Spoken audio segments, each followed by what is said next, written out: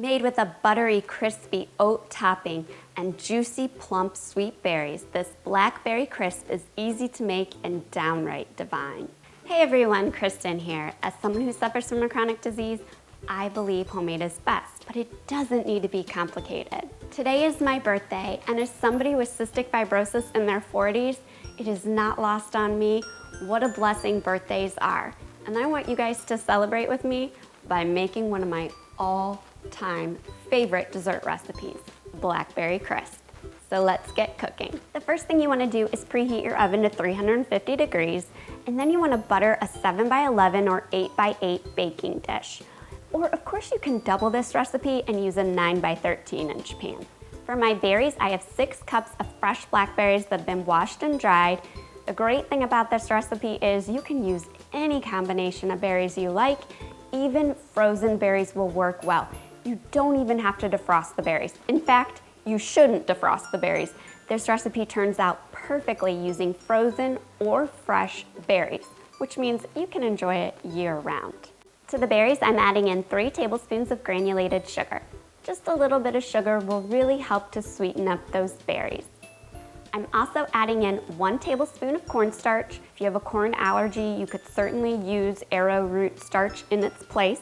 And what the cornstarch is going to do is help to thicken up the blackberry juices as the berries cook. And now for a key ingredient. I'm using the juice of 1 fresh lemon, which is about 1 tablespoon of lemon juice, and adding that right to my berries.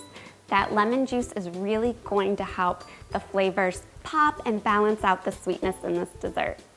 We're going to stir our berry mixture here just until they're evenly coated with the cornstarch and sugar. Don't worry if the cornstarch or sugar doesn't fully dissolve into the berries.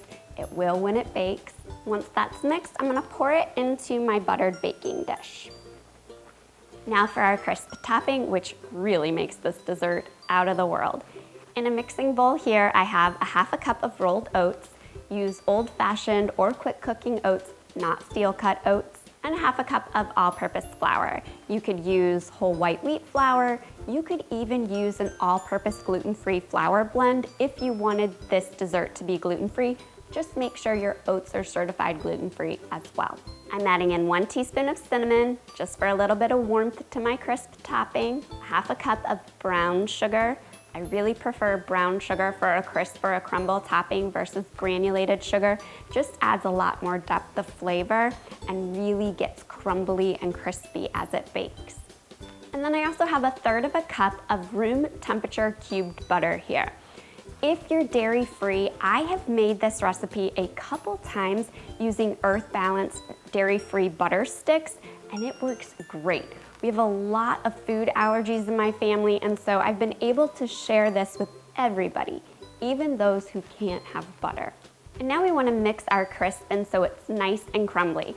You can use a fork or a pastry blender, but I'm telling you, the best tools are your hands. Get in there and just really incorporate that butter and oats and brown sugar until everything is nice and combined and evenly incorporated.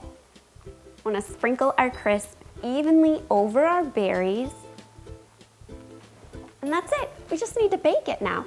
We're going to bake our crisp for 35 to 40 minutes at the 350 degrees. Now, I don't have any problem with my crisp topping becoming too brown, but if your oven runs a little bit hot, you're going to want to peek on your crisp at about the 25-minute mark.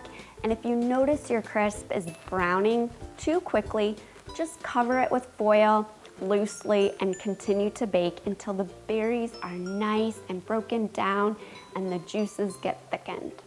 My crisp is baked now, and I am telling you, it smells heavenly in here. I cannot wait to dig in.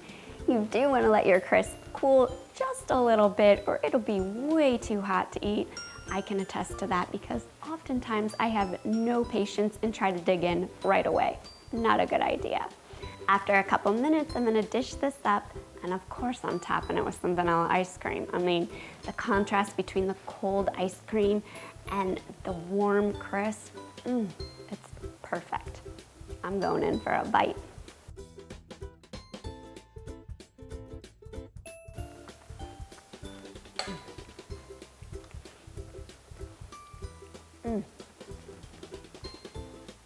My teeth are probably purple from the blackberries, and I just don't care. It is so, so good. The berries are tart yet sweet. The crumble is buttery and has that little kick of cinnamon, and oh, you guys know how much I love chocolate, so for me to declare this my favorite dessert without an ounce of chocolate in sight, you know it's good.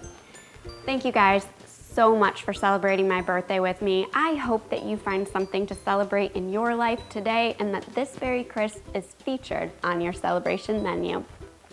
And if you're looking for more of my favorite recipes, check out my next video where I share with you my all-time favorite meatballs. So good. Until then, happy cooking.